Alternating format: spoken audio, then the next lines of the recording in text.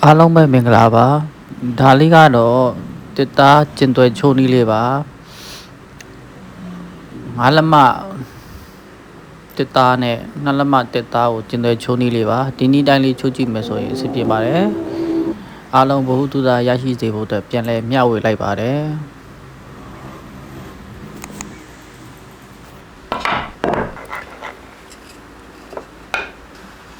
ဒါလေးကလည်း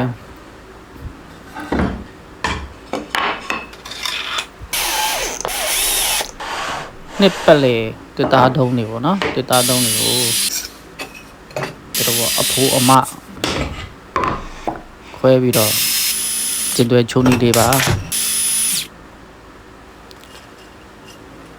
ဒီနည်းတိုင်းလိုက်လုံးမယ်ဆိုရင်လှပတိတတ်တဲ့တောက်ကျိုးလေးတွေရမှာသိကြပါတယ်